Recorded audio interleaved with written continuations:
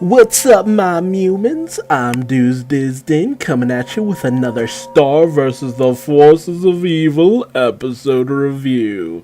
This time it's Season 4's Episode 4. Had to think about that for a second. This half titled Ransomgram, which sees Star creating her own room yet again with her magical abilities in Eclipse's monster castle. We also get slight hints that Meteora knows more than she's letting on, and she's letting on a lot with the fact that she's leaving a lot of dolls in Marco's sleeping quarters, ones with moles with ripped off heads. So that's gonna come to a head at some point in the near future, I can tell that much. But Star also recreates Marco's room as well, complete with El Chapo and the Turdina dolls, which I still to this day cannot get over the fact that we have the word turd so prominently displayed in a Disney series. That is fantastic. But, we see that Marco's still banking on those Turdina dolls. But Marco does in fact receive the title of this episode, a Ransomgram, specifically one that says that his dragon cycle has been kidnapped, his dragon cycle Nachos, and he has to return to the dimension where he had all them abs and return El Chapo in order to have Nachos freed. Star is immediately ready to go and see Hot Marco once again, but Marco is very not really completely okay with the idea, especially given that while he did go on some really kick-ass adventures in that dimension, he also went through some really tough times that, looking back on it, it's just like, I don't know how I feel about all that. You also gotta consider the fact that, Marco's actually, to a technical degree, a lot older, at least in his mental state, than he actually is. So, that's a question that some people have brought up, that it really, brings into question how okay Star and Marco's, little bit of flirtation here and there actually is. But they end up going to the alternate dimension. Marco comes back completely ripped and all manly. Ooh, so manly. But he still has his baby face, honestly. He didn't completely grow out of certain aspects of his appearance. But they can't fly because apparently wild lightning is roaming throughout the trees, so they can't go flying around. So they end up using fairy blood in order to summon one of Marco's allies, Exasperella? I think that's how you say her name. Who is this, barbarian lady who wields the power of lightning as if she were the mighty Thor, and rides on this freaking polar bear demon, steed, whatever.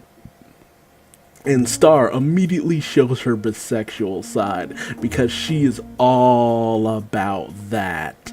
And it's obvious that the relationship between Exasperella and Marco is actually one of a lot of fondness. Very much in line with how Marco treats Hekapu to a certain degree, with fondness, love, that this is an old friend who I would journey to the bowels of hell and back for, on a Tuesday and all that good stuff. But Star's just completely smitten with the both of them, and as they ride off, they reminisce about the old times and the fun adventures that they've been on, with Star just being completely in love with being between two schmexy people with lots of muscles and abs. So we learn something very interesting about Star's personality and her taste as a whole. So she's gonna grow up fine. But they arrive at the Ice Dominion, where the Ice Wraiths have Nacho imprisoned, and they get ready to proceed forward, with Marco being very cautious as he had been imprisoned in the Ice Dominion for about a year, I think he said. So he doesn't really have the best memories of that place. But, the only glimmer of hope and happiness that he had when he went there was when he discovered El Chapo. So he's not quite ready to part with it for the most part. And with this, they are being observed by the Ice Wraiths themselves. So when they make it into the Ice Dominion Ice Palace, they see that the environment is actually melting for some reason. They question it for the most part, but they figure it's just because of age and how time flows differently within this dimension. They are met with the Ice Wraiths, who demand the return of El Chapo in order to have Nachos freed. They tell Marcos to place it within this pedestal. However, Marcos has a different idea. He'll beat back all the Ice Wraiths and take Nacho by force. So we get to see Exasperella just wielding the power of lightning like a friggin' boss, and there's a really cool battle scene as Marco manages to free Nachos, and they make their escape, and chill out for the most part. Only for Exasperella to, reveal that, in fact, when he removed El Chapo from the pedestal it was originally in, where he just thought it was just a sword that had been left behind, it had actually been what was sealing a demonic fire entity, that has been plaguing the Ice Race ever since Marcos left. So not wanting to be the cause for anyone suffering, because he has a good heart in the end. A very sweet guy as a whole, and very responsible. He wants to go back and set things right. So as the demonic fire boar returns to menace the Ice Wraiths, Marco and his crew roll up on it, ready to, seal away the fire demon once and for all. However, the fire entity isn't having none of that, and he goes on the offensive, doing his best to guard against him being resealed. So Exasperella ends up doing her best to kind of, ward off the fire demon as well as Star, and so Marco can try to get in close and seal it away. But the fire demon is a tenacious little thing, and Star ends up gaining possession of El Chapo when it's flung from Marco's grip, and she manages to trick the fire demon off the side of a cliff. And, Star's just happy to have help. She's completely fangirling over this whole experience, which is completely wonderful. But the fire demon is undeterred. However, when Marco, goes in close to try to seal it away, reminiscing over all he's been through with El Chapo, but it's cut short because Exasperella and Star are doing their best to fight off the fire demon. He plunges the sword into the idol, sealing away the fire demon, and the day is saved. However, and Exasperella departs for her next epic adventure. But Star's just really upset to have lost yet another just glorious set of abs. She had, two different people for both her needs, for the most part, which, ew, she's freaking, 16 or something. But the Ice Wraiths are none too happy about these events because of all the destruction that the fire demon had done. And Marco ultimately says for, Star to take Nachos back home, as he will remain behind in order to help the Ice Wraiths restore their castle. And Star's a little bit very distraught over this, as she doesn't know how long that will take or when she'll see Marco again, but he says it's his responsibility. It's his duty, which is a recurring thing in this, season for the most part. Responsibility, duty, doing what is right, always doing the right thing, even when it's hard. So, Stars push back through the dimensions to their home, to Muni, and Marco is left to rebuild the Ice Dominion. only to reappear like a few seconds early because of the time dilation, with a few more adventures under his belt. But Star is simply happy to have her best friend back, which is overall a very sweet episode. And then we go on to the next half of the episode, Beach House Fever, where we see Star chilling out with the Lucitor family, surfing on the lava waves. However, Star has to cut it short because she has dinner plans with Marco and his family for the most part.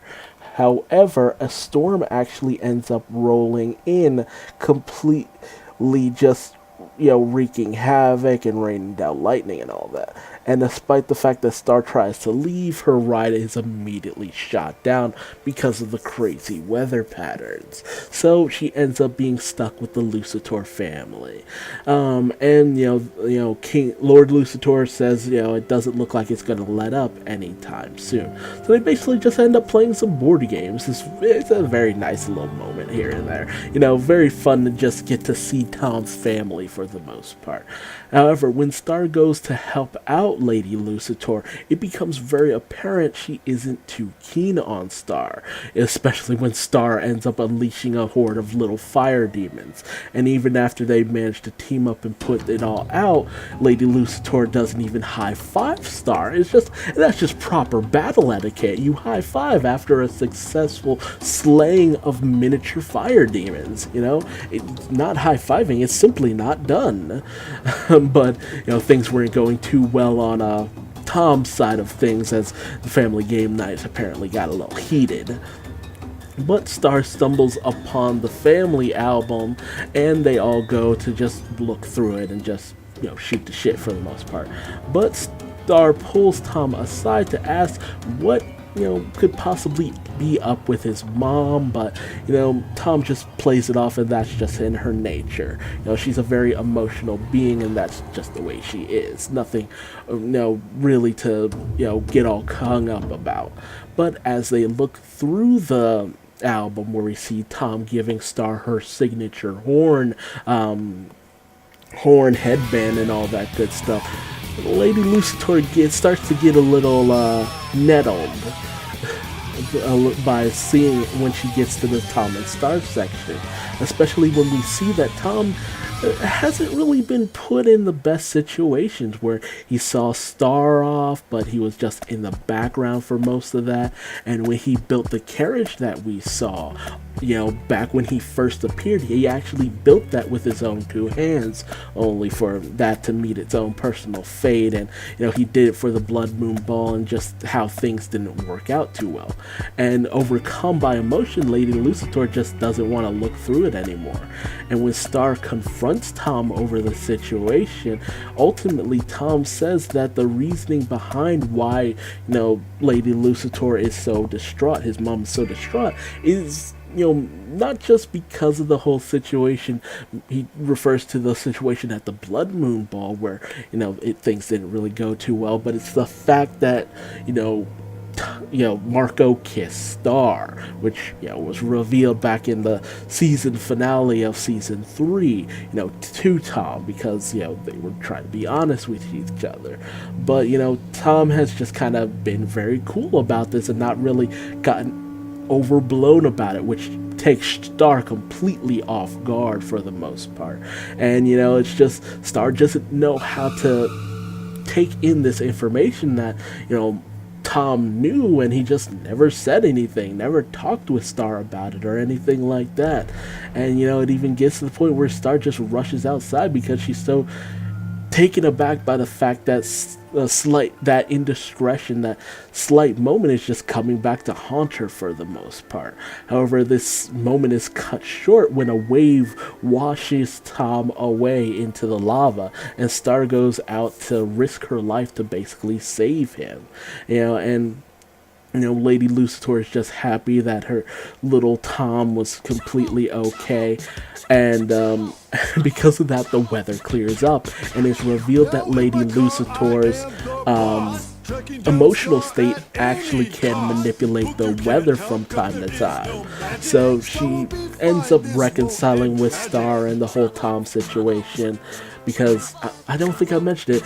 Tom not really knowing how to um, process the situation and not wanting to get all to blow up on Star, talked about it with his mom, and his mom empathized with his situation, but she felt really bad about seeing them together because it's just like, well, I don't want her to hurt you again.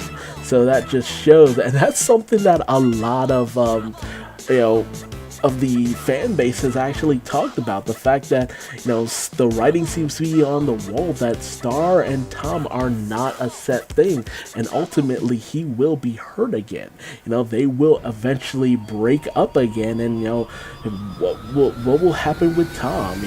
I feel that the ultimate character growth for him will just be being accepting it and just moving on with his life. But they're really driving home that Tom and Star are a thing here, with her even declining going back to try to make it to her dinner date with the Diaz's, deciding to stay with Tom, showing her faith in their relationship. But the question is still raised. It's just like, how far is that relationship gonna go? How stable is that relationship?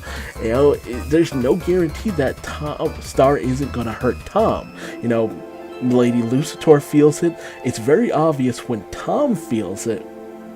But it honestly, at this point, kind of feels like Star is being disingenuous with herself because, of the way she sometimes treats Tom, which, despite Tom's actions from time to time in certain situations, he doesn't really deserve to be kind of strung along on this situation for the most part.